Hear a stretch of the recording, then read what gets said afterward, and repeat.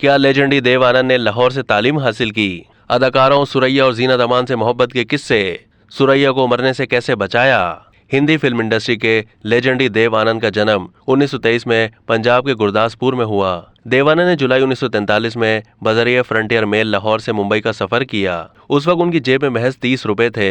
उन्होंने ख्वाब में भी नहीं सोचा था कि 4 वर्षों में हिंदुस्तान की तकसीम हो जाएगी और उन्हें दोबारा लाहौर जाने के लिए 56 साल इंतजार करना पड़ेगा। देव आनंद ने एक इंटरव्यू में कहा था कि मैंने गवर्नमेंट कॉलेज लाहौर से अंग्रेजी में BA ऑनर्स किया। मैं मास्टर्स करना चाहता था, लेकिन मेरे वालिद की माली हालत अच्छी नहीं थी। वो चाहते थे कि मैं बैंक में नौकरी कर लूं। मैंने फ्रंटियर मेल के लिए 3rd क्लास का टिकट खरीदा और मुंबई पहुंच गया। मैंने 2 साल तक जिद्दोजहद की। 1945 में मैंने अपनी पहली फिल्म साइन की, जिसका नाम था हम एक हैं। मैं बहुत नया था, लेकिन मेरे पास जहानत थी। मैंने कॉलेज की तालीम हासिल की थी। मैं बहुत अच्छा बोलता था। लोग मुझसे मिलकर बहुत खुश होते थे। जब मुझे मौका मिला तो मैंने पीछे मुड़कर नहीं देखा। देव आनंद की फिल्म विद्या के गाने किनारे किनारे चले जाएंगे, इसकी शूटिंग के दौरान अचानक कश्ती पलट गई, जिसमें देव आनंद और सुरैया सवार थे।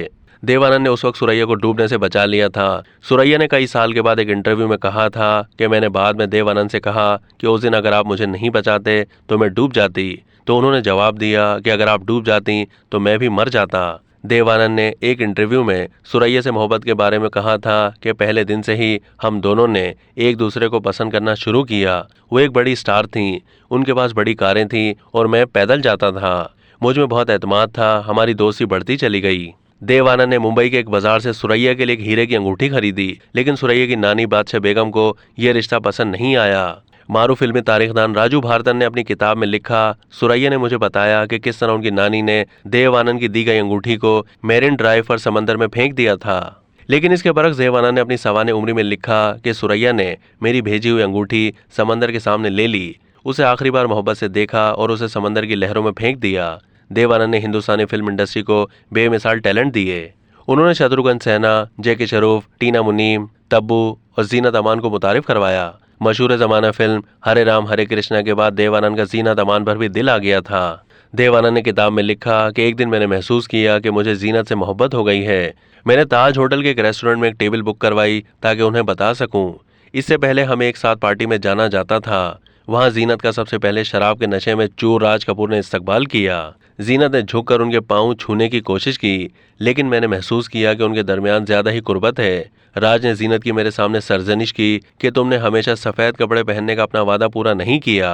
इसके बाद से ही जीनत मेरे लिए अब पहली वाली जीनत नहीं रही।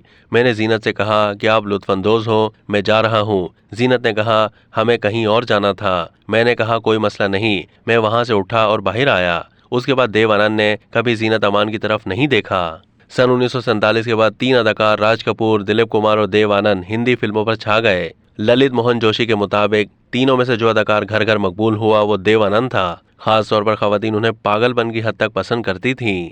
अब तक के लिए इतना ही। मजीद मालूमात के लिए डेली जंग के YouTube चैनल को सब्सक्राइब कीजिए।